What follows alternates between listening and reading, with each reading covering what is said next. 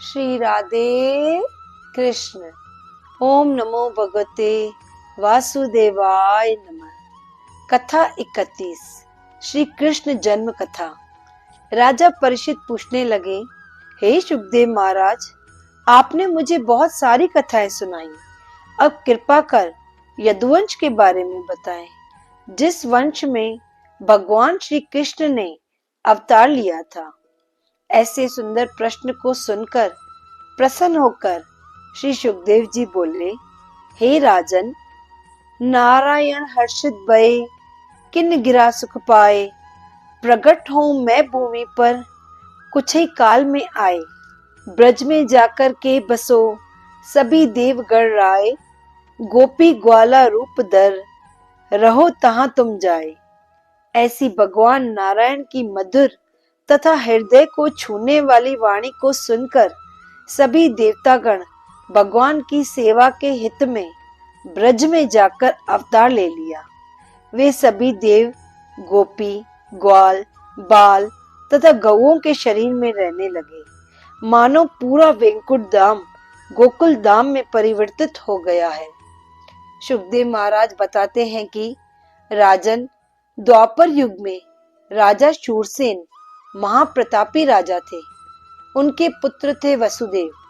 इनका पहला विवाह रोहण की कन्या रोहिणी से हुआ था। उसी कुल में 17 शादियां की थी। वासुदेव की 18वीं शादी कंस की चचेरी बहन देवक की पुत्री देवकी से हुई थी।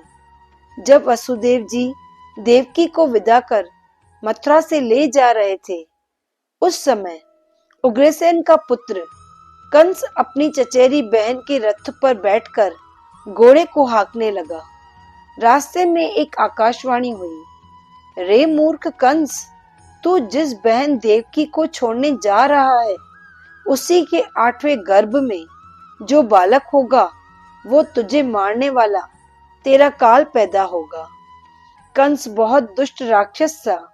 आकाशवाणी सुनकर तलवार निकाल देवकी को मारने लगा। तब वसुदेव जी कहते हैं कि हे कंस, तुम भोजवंश के शूरवीर हो।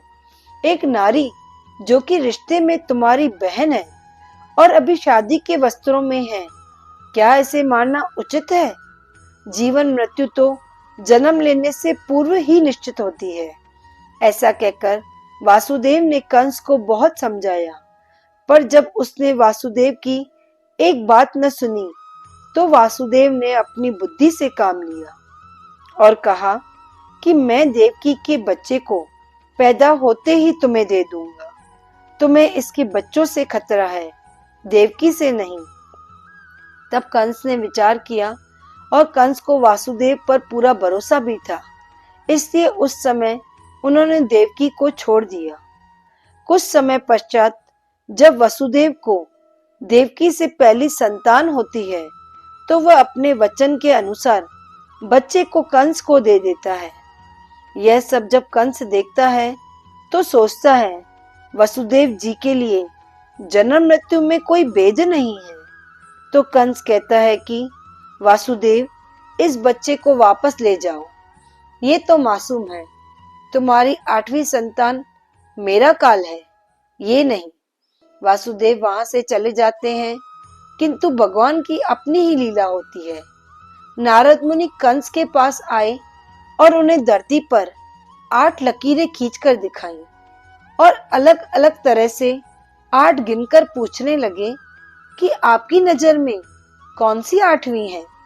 ये कहकर नारद जी वहां से चले गए, पर कंस को समझ आ गया कि वासुदेव देवकी से पैदा होने वाली सभी संतानें उसके विनाश का कारण बन सकती हैं। इसीलिए वसुदेव और देवकी को कैद कर कारागार में डाल दिया और उनके बच्चे को भी मार दिया। अब इतनी कथा सुनकर राजा परीक्षित ने सुखदेव जी से पूछा कि नारद मुनि तो इतने ज्ञानी थे, फिर उन्होंने कंस को गलत विचारों में क्यों फंसाया? तब सुखदेव जी बताते हैं कि कंस, जो कि बहुत ज्यादा पाप कर चुका था और अब दया करने के कारण उसके पुण्य अगर बढ़ने लगी तो भगवान और देर करके जन्म लेंगे। भगवान शीघ्र जन्म ले, इसलिए नारद जी ने ये विचार कंस को दिया।